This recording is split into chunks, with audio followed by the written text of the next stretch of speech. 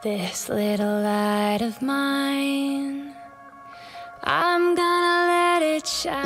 85% ng tatanggap today ay mga bata, hindi matatanda.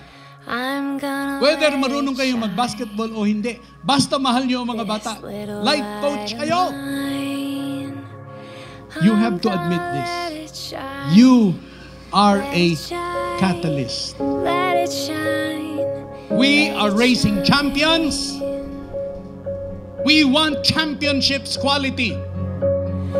Everywhere I am inviting you to treat kids the way they are valued. The greatest in the kingdom of heaven are the children. Ilang naligtas, na disciple, naging leader. We're starting a movement, and the very people who can change the Philippines are our children.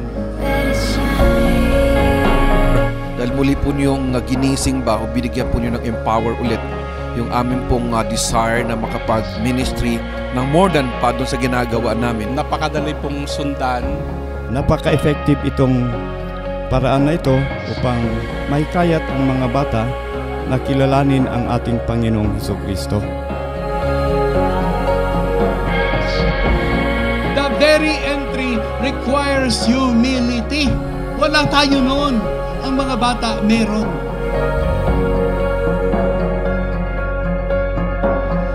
This little light of mine, I'm gonna let it shine.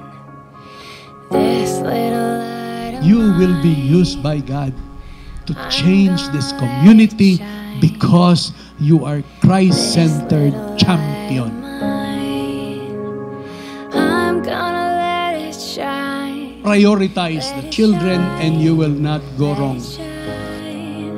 Let it shine. Yun tayo ngayon. Hero maker.